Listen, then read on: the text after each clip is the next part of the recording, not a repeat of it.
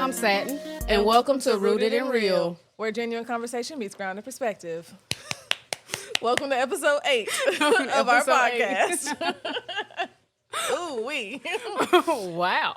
Thank y'all for coming back. Yes, thank you for returning. So today our episode is about Maslow's hierarchy. Yes. This one wanted to talk about it, so here we are. Yes. I had to do some research. Oh, yeah. She was like, what is that? I mean, I know what it is. Like, I've heard that before. Like, Psychology 101 has been a minute. Yeah. I graduated college a long time ago at this point. Yeah. When I was getting my public service degree, my undergraduate degree, this was like my final project that I had to do. And I was trying to relate it to purpose in God, because at the time, I think I already knew what my purpose was, but I was trying to figure out how the things in my natural life correlated with the things in my spiritual life and how they balanced each other out. Yeah. And so the main thing that came to mind when determining my purpose was Maslow's hierarchy. It seems like it would be counterintuitive, like it runs against each other, because the hierarchy tells you about taking care of your personal needs. Yourself. Yes, yourself. And the Bible and your relationship with God, and Christianity tells us about putting God first. And you second. And then you second. However, the way my mind worked, the way I thought, it was like, well, if you put God first, then your needs become, the things that you want become clear, and your needs become like less important, because you already feel like there's so many things that is being fulfilled. And your purpose becomes more clear. And your purpose is more clear. Absolutely. Okay. Absolutely. So Maslow's hierarchy, y'all. There are five steps to the hierarchy. It's physiological, safety, love and belonging, esteem, and then at the top you have self-actualization. Yes. All right, so the bottom rung is physiological. That's just like food, water, That's the right. basic necessities. To keep you alive. To keep you alive. What's really funny is that this article that I found on the Cleveland Clinic website describes it as, imagine that you were on a deserted island. So that is so extreme. It is, but it tells you perfectly. So imagine you're on a deserted island, this plane has crashed, it's you and some other survivors. What's the first thing you're going to try to do? Find food, find water. Right. Make sure that you find somewhere to rest. Right. So, it makes sense. It does make sense. It makes perfect sense. It's hard to want to say, oh, I have to go do these other things, or, oh, I need to go find friends when I'm not even sure what I'm going to eat tonight. Right. You know what I mean? So you can't find the fulfillment in other areas of your life until you get the basics. When I say basics, bare basics. Minimum. Yeah. Yeah, bare minimum basics together. Right. And then the second one is what? Safety needs? Safety. Safety. Let's see. The desire for a predictable and secure life. Ooh, yeah. Security. Security. Yeah. So mine says physical security, emotional freedom, financial stability, and environmental safety. And also health. Health. Yes. That's a big, when you feel like everything is going wrong with your health, everything's going wrong with your finances. Right. How could you possibly be thinking about anything else past that? Who cares? Who cares? Who cares is right. Body's going downhill. Everything is going downhill. Everything is going down here. That's for you 40-year-olds and over. Ooh. I'm talking about some people. Yourself included. You've been 40 for about 2 years now. But going back to my plane crash theory over here. Right, yes. So it says, what are you going to do after you've received first aid and found something to eat and drink? Right. It says that you'll find somewhere safe to sleep. And you'll also team up with other people, other survivors, to take shifts to make sure that you're not, getting threatened by other predators and other things that might be on this deserted island. Because you never know what's on it, because you don't really know. Now, is it wrong that... Is it wrong that my thought process is I also need to check and see if the predators are with the people that I'm with? No. I start looking like if I don't know the people, like let's say it's a plane crash, what is that? Lost. Let's say, let's say we're on an episode of Lost. That's going to be my thought process. Oh, actually, side note. I know we don't need to do side notes, but side note. Here we are. There's a new TV show with How we get here? Go ahead. God, what is the girl's name? She played in a movie with Ryan Gosling. From The Notebook? The Notebook, yeah. I can't think of her name, but it's the girl from The Notebook. Yes, the girl from The Notebook. Her. She's got a new TV show with Dylan something. He played in something. What was the point? The point is, the show is about them crashing and landing on an island or whatever. And I think she was like his assistant or whatever. And he was just like a horrible boss to her. and she knows how to survive. However, he does not. He don't. And she is making his life Miserable. miserable. He knows nothing. That's kind of what you want to be. I want to be the person that know knows it all. everything. That know it all. I told y'all when my power went out, she came over here with these little mini lanterns, a battery powered generator that I could use inside. She ready. She prepped. Yeah. So she don't know how to survive if we fall in this. Now listen. Now, if the apocalypse happens, stay friends. we gotta stay friends. If the apocalypse happens, you better link up with me. Don't be looking at me as the predator. I need you to help me out. Right. Well, every man for himself. Oh my gosh. I'm just saying. No. And again, back to Maslow. That's what that says. It is. So you are, not the example is simplified to just you're going to need to get to safety. You need safety, you need sleep, you need the things. Yes. And of course, at this time, I think this would be in the area where you would be looking at, hey, can I trust this person? Can I trust that one? Right. But 3. Right. The third one is connection and love. So this one is where you're looking for like romantic relationships, and then your family relationships, finding your friends, and a sense of community. Right, a supportive group. Yes, a supportive group. So this is the time, it says on the deserted island, when you start to form bonds with other survivors. Yes. You might trade life stories, share resources, and agree to certain rules. So now you out here making a community because you don't know when y'all gonna get rescued, if ever. So at this point, you're starting to turn your mind to, okay, well, let's make sure we can survive here. Right. Let's find out what other skills and abilities other people have in the group so that we can. So we can thrive. So we can thrive. And not just in an unthrivable. Hey, it might not be. We might have fish. We might have fish. We might have a lot of things out there. So you are trying to, after you figured out that I am okay and I have food, I have somewhere that I can sleep. We have a rotation going where everybody's checking to make sure everybody's alive. So now we're on the third rung of maybe I like you. Maybe you can be my friend. That's right. Maybe you could be my friend. Maybe you can be my friend. Or at least I could use you for your resources. Right. If you are strategic enough, you will make sure that you link up with the people that have what you don't or are greater in the skill that you may have. Yes. Greater in a skill that you may have. Yes. And you got to put ego to the side on that one. Well, it's easy to do if you on an island and you about to die.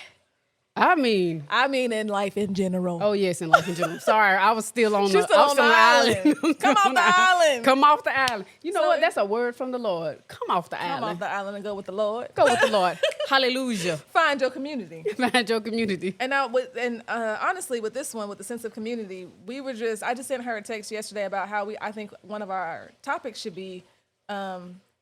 What did I say? To be a village, you must be a villager. That's and right. I saw that's somebody really say good. that, and I was like, ooh, that's good, because everybody's like, ooh, I want these people, I want those people. Right. But you're not willing to do what it takes to have the village. Right. But we'll talk about that. Well, God tells us in order to be a friend, in order to have a friend, you got to be a friend. You got to be a friend. And so that articulates in all kind of situations. In order to have, you have to be. So what is that you need? You have to be that thing. You have to be that thing. You have to draw that thing to you. Yes. See, on a deserted island, you need a sense of community, and you might have to make your village because that's all y'all got. Yeah, that's it. That's all you got. I agree. But we'll talk about that on another episode, and we'll deep dive on being a villager. Right. I think that's a really good topic. That's a really good topic. What it means to be one. Number 4 is esteem needs. The pursuit of self-respect and desire for status, recognition, appreciation from the people around you. That's where it comes if you have a strength. Yes. Again, on the island. If you have a strength. On the island. Yes. If you have a strength, then other people will look to you as maybe the leader of the group to help kind of direct people. Because everyone in an emergency situation, they don't have the ability to be able to be calm and like-minded and be just strong and like, okay, let's do these things. They need to be told what to do sometimes. They need to be told what to do. And now that you say that, says as they reach step 4 on the hierarchy, the plane crash survivors have met most of their everyday needs. So they start to look for a sense of purpose. That's right. They might develop their fishing skills and feel accomplished when they're acknowledged for their contributions to the greater group. That's good. Now listen, otherwise, or others may look to take on a leadership role, like organizing expeditions of the island. Now, acknowledging people's contributions, you would think that when we're on this island, who cares? Who cares? Right. But people still have a need to be respected, accepted, and told, hey, you're doing a good job. That's right. Even if words of affirmation aren't your love language, like we talked about a couple episodes ago. That's right. You still want to be told that you're doing a good job. You absolutely do. I'm contributing to this new community that we've made, and thank you for telling me that. Especially in a situation that is so intense. Intense. Right. Yes. This it might ground you a little bit. Like this is do or die. Quite literally. Quite literally. And so in a situation like that, you may be feeling a lot vulnerable, especially if you're someone that may not be able to add anything to the situation. You may think you don't have anything to add to the situation, right? Which is also something that we kind of briefly discussed yesterday in doing this podcast. And we one of us was basically saying, one of us, me. Okay? My computer, I wasn't gonna say you. Listen, my computer, my parents bought it for me in 2012 when I was in grad school. Yes. Shout out to mom and dad. Okay. Mom and dad. They be there. They be there for you. They're champions. They are champions in this world. And it's just, it's 2026. Yes. Okay. Yes. It's just a little bit on the old side. It has seen better days. Yeah. It has seen better days. It seemed faster, processing. It's seen a lot. Yes. So I'm trying to edit one of the videos to be helpful because she has a newer computer and hers works well. Right. So she's editing the videos and I'm like, dang, all I'm doing is talking on the mic. Right. Like I contributed to half the stuff and I'm talking on the mic. Right. I'm doing absolutely nothing else That's right. to contribute to actually putting this thing out. That was her thought. It was not true, but that was her thought. It is true. Like, It's she can say it's not true. Right. But in reality, technically, all I'm doing is talking on this mic, and I'm not helping you in any way put the episodes out. Yeah, actually, you are. You're extremely helpful. Okay, so this is why it's helpful Here to we me. are. Let's talk about esteem. All right. Vulnerable moments, guys. Here we are. This is why it's helpful to me is because she provides the place where we shoot our podcast. We shoot our podcast in her house. I don't know how she feels about people being in her space, but I don't particularly care for it. Also, she houses. I don't like them, no. She houses all of our materials. In a suitcase, y'all. It's in a bag. That's okay. Everything is here. She already has everything set up. Also, the grace that you give me, because I'm always late. I have severe time blindness. I lied to myself that I have to be somewhere at a certain time.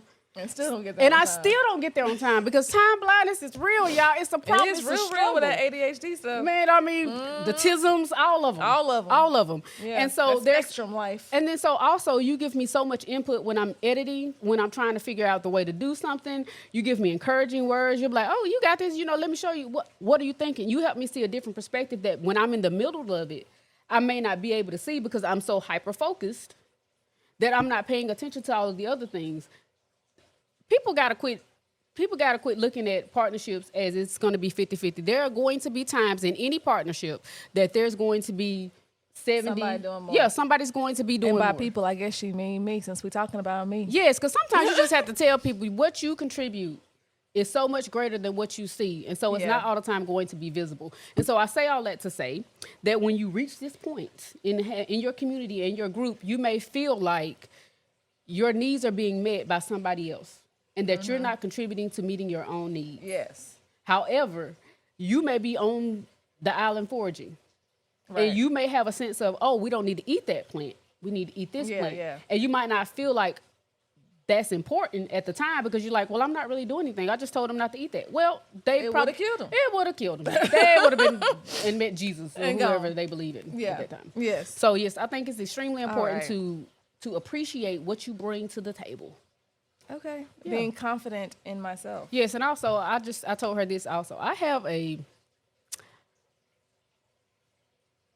don't want to say exaggerated or unhealthy sense, but I am very how should we say this? Ain't no we. Go ahead. Me. How should I say this? Just say it. I'm just so fantastic. It's just amazing. It's just amazing. My sense of self-worth and esteem is high.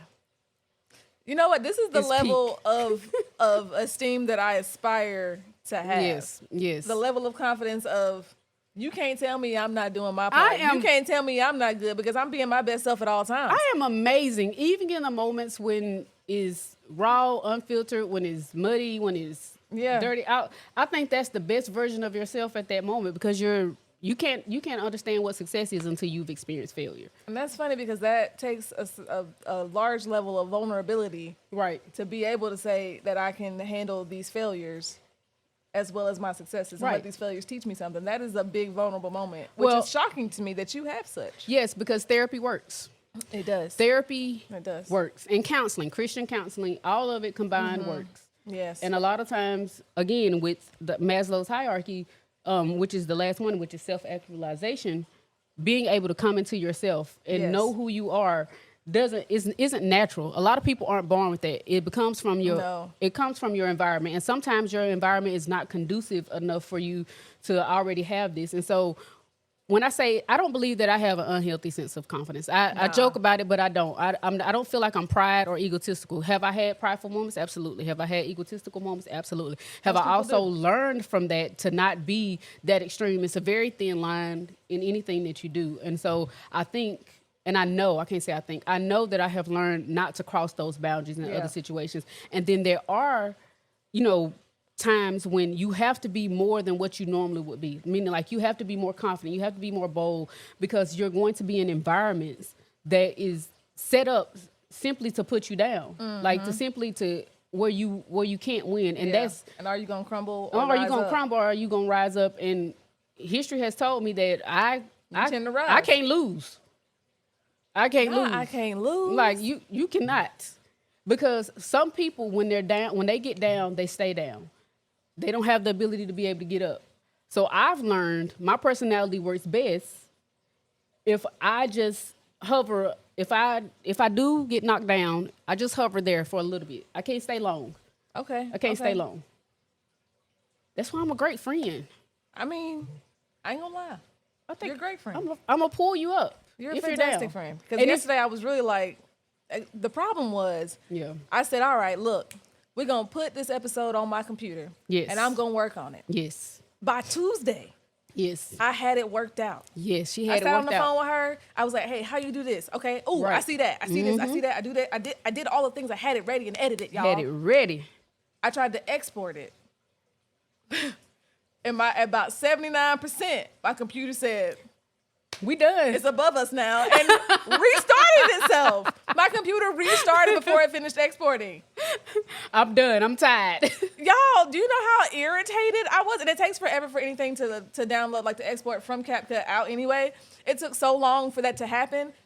And oh my God. I'm not laughing at you. I'm laughing with you. It restarted. And I could not even get it to open CapCut back up. I was like, I bet you that the whole thing is gone. I bet you I'm about to redo it. That was Tuesday. Wednesday, here I come trying to do it again. Right. And it still wouldn't open. And I kept telling you that. I said, it's saved somewhere because it automatically saved. You was like, I don't see it. I got to start over. I don't see it. I tried to open it. Nothing happened. It didn't show me a thing that I had done. And I was like, man, I'm about to lose my mind on this computer. And then finally yesterday, I was like, all right, this is my last shot. I mean, tomorrow's Friday. We got to put the episode out. Like, it's my last shot at this. Right. And I kept telling her, I kept reassuring her, like, even if you can't do it, I'll just do it. Like, when I get there, But you see the problem with that she'll just do it? You see how I already feel like I'm not doing anything. Right. And then here she comes like, I'll save the day and fix it. Also, so here she is having to do what she's doing and my work again. However, I felt useless because I wasn't doing anything this week. I mean, I was posting every day, something every day. But you were doing stuff. This is stuff I already had done. But these are things you still needed to do. I'm gonna get it together. I'm gonna get my life together, and I'm gonna feel better and feel more confident about my contributions to this partnership, this friendship. I'm gonna get it together. Right. I'm just not there yet, y'all. And just not. Luckily, there yet. You have a friend that doesn't see it that way. Thankfully, yes. Right. Yes, thankfully. But let me tell you what happened today. Told this man he told me I needed more RAM. She didn't know what she needed. She just said, I need something. He know it's slow. I said it don't move. And then he kept telling me I had a package coming today. And I was like, ooh. Right. He said, you can buy more RAM. I'll just have to figure out how to put it in your laptop. I said, okay, cool. So I'm thinking when he tells me you got a package, ooh, he bought me more RAM. This man bought me a laptop. Bought him her laptop. Bought me a MacBook Air. Y'all. And I said, why this ain't on film? Why we ain't recording this? Because, we don't think like that yet.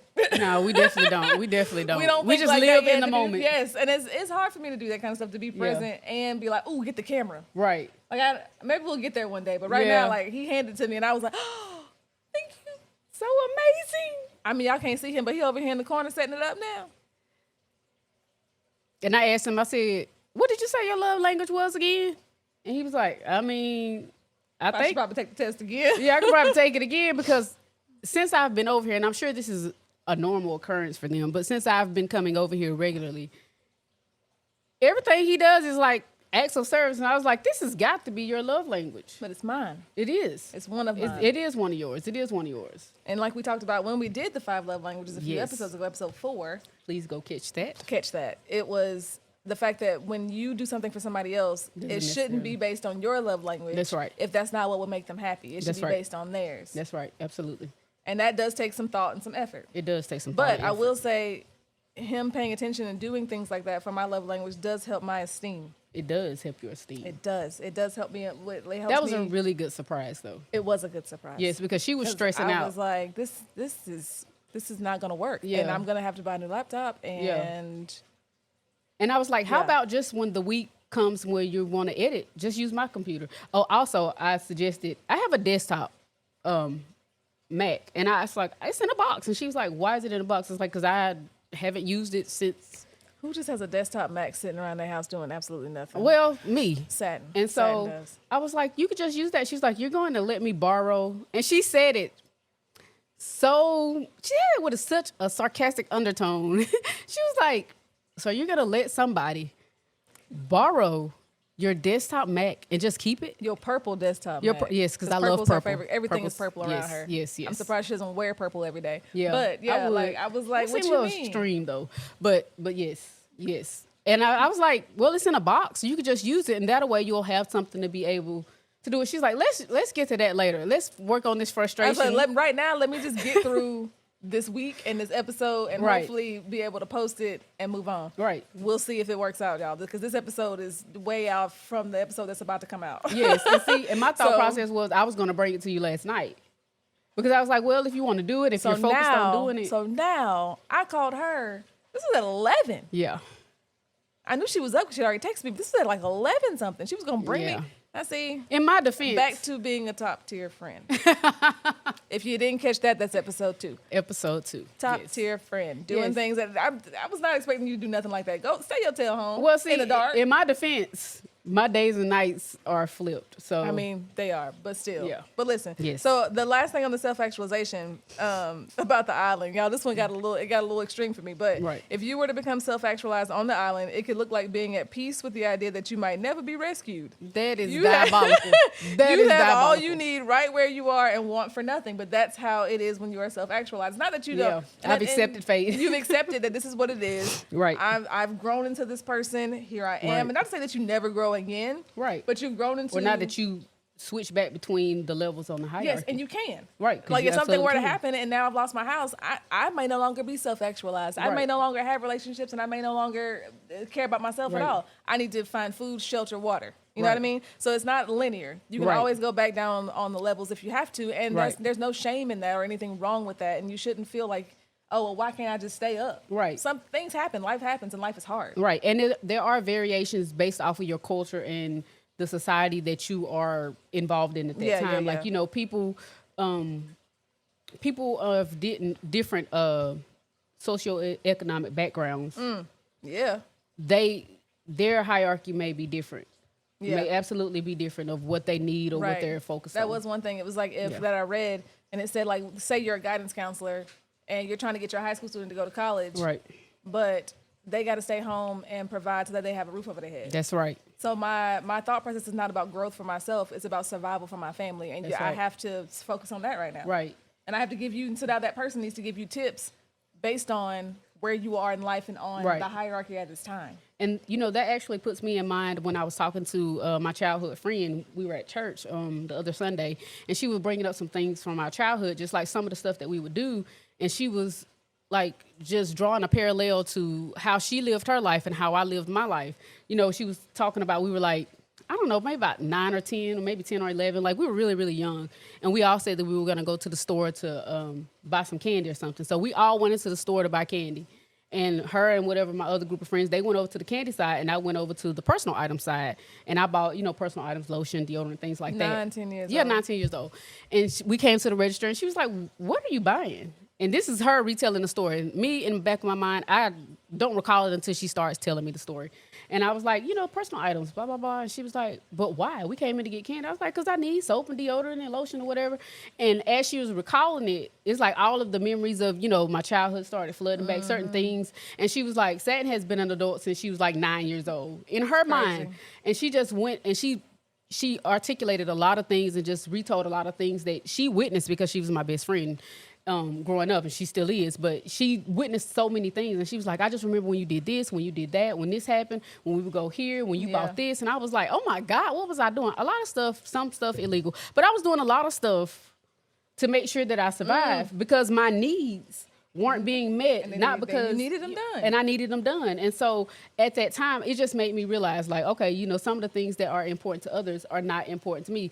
And were we in the same socioeconomic status? Yes, we absolutely was. But her family life was different than my family life. They cared more about getting her needs met in right. that way. Right. And so the things that she focused on, needs. the things that she focused on were not the things that I focused on. Right. While you focusing on the first rung, she might be on the second or third. Right. She focused on being the fourth, honestly. Right. She focused on being a kid, and I focused on trying to survive.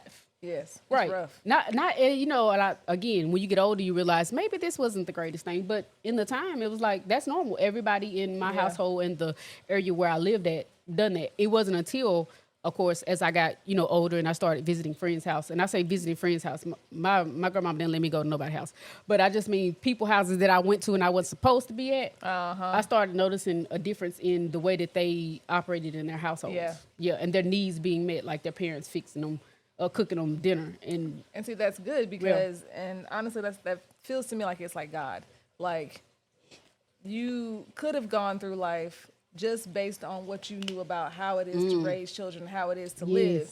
But he put people in your life that were different. Right. That had a better upbringing for you to say, maybe when I have kids, that's how I want them to that's be. how I their want them to do. I don't want them going to the store at 9, 10 years old having to buy their own deodorant. Right. And my kid even said it. I said something about me buying her something or doing something for her. And she was like, can you do for yourself first before you do for me? And I was like, what do you mean I do? And she was like, how about this? And then I said, okay, I will put on my face mask before I put on yours. Yes. Put on because, your mask you know, first. if there's a situation and you're on an airplane and, you know, you put on your mask before you put on other, because you can if you have lack of oxygen. Right. And so I told her, I said, yeah, I'll do that before I do you. But I think because, again, going back to the Maslow's hierarchy, there were so many of my needs that weren't met that I had to meet on my own or as a child, that for her, with my children, I was like, let me make sure that. And you might have gone a little overboard. I absolutely, I gotta quit saying absolute, but I positively went overboard. Absolutely. But I get that because you didn't see the healthiness of, this is how much I'm supposed to give my kid. Right. All you know was, I didn't get nothing, so let me make sure they get everything. Everything. And my husband was like, yeah, let's not do that. He was very balanced. Yeah. See, another thing, God gave you a man of God that could teach you what you're supposed to be doing and what you're supposed to be doing. Let's not do that, because we're gonna raise spoiled kids. And I'm like, I don't care if they spoiled, and we're gonna be broke. Yeah, well, don't forget that part. Because you spend a lot of money. I do. If it was up to you, you would just be like, well, the water bill could wait. I probably would. She want this new Lego set. The water bill can wait. Yes, she does. I mean, we'll pay it. It'll have a little late fee. It'll be fine. Because you just went overboard. Or the other side of that is, I believe so much that if I take care of God's house and God's people, that he'll take care of you. That he'll take care of me. And he has not proven me wrong. What you said earlier, I can't lose. I can't lose. Can't lose with God on your side. You cannot. Yes. So I think we did it. Look at us. We did do a good job. We did a good job. I did want to ask you, where do you think you fall at? I knew you was going to do that. I tried to cut you off first. Yeah, no. So honestly, y'all, I would probably go with either 3 or 4. Y'all let us know in the comments where you think you are on the hierarchy. Only 3. I say 3 because I'm still finding my sense of community. Right. I'm still deciding who's in my village, which goes with the love and connection. Right. Now I got my romantic relationship on lock, my kids, my family, but like my friends, I'm still building the community that I want for that. But honestly, the esteem, which is our next episode about self-esteem and such, it could be better. It could be better. And I actually talked to my therapist about that today. I feel like I say that every time, but I talk to her every other week. Because it's necessary. It's necessary. And we discussed some things about self-esteem. But my confidence is better than it used to be. And she acknowledged that. She was like, I'll give you that. It used to be here, and we're about here. We just need to get about here. That's right. Okay. So I think I'm either in between 3 and 4, or more on the 4 rung, while this one over here is self-actualized. She say that. I don't really know where I fall at. I just where I get in, where I fit in. And I know she asked, where you guys think you fall. The 5. Oh yeah, we'll say them again. The tier is physiological needs, safety needs, love and belonging, esteem needs, and self-actualization. Yeah. Now I do have a friend. I'm gonna say her name is Tia. Yeah. I do feel like I could ask her and she might say something different, but outwardly, yes, she appears to be self-actualized. She does. Absolutely. She is in her 40s, and she, when you talk to her, she is just, I am who I am. I've grown into this person. She continues to have growth in her, and she like embraces the fact that like, oh yeah, I'm over 40 now. Let me get my reading glasses. Right. You know what I mean? Like it feels very much self-actualized. Right. Very much like she knows who she is, where she's going in life, and what she's gonna do. So Right. I mean, just that is what I picture. Not necessarily just her, but like those are the things that I think about when I say, am I self-actualized? Right. And I am not currently, but I'm gonna get there. You are gonna get there. I'm gonna get you there. Are gonna get there. I'm gonna get there. This was a great episode. It was. I enjoyed it. At first, I was like, what are we gonna talk about? But I get it. I get why you want to talk about it. Yes, because it's so important, especially when you're growing your relationship with God or when you're growing your relationship with people. Yeah. When people say, well, I don't know what I need. I mean, well, it's always said, you don't know what you need, so you don't know what you can give to other people. Right. Like, you can't give what you don't already have, or you can't give what you don't already have an experience, because when you try to pour out something, when you try to pour out from an empty cup, it's dust. Yes. It's straight dust. Yes. And this might also help you if you feel like you in the physiological state. You shouldn't be looking for no man or no woman. Man, leave them people Don't alone. bring nobody in your life when you can't even figure out what your next meal is and where it's going to come from. Get your life together. I'm just saying. That's just just an aside. Just off the side note. Yeah, absolutely. Yeah. But anyway. All right, y'all. Appreciate y'all coming to visit us. We hope that y'all come back next week. Like, share, subscribe. Come back and see us. Okay? Yes. And let us know where you fall on the hierarchy, all right? Right, absolutely. All right. See y'all next week.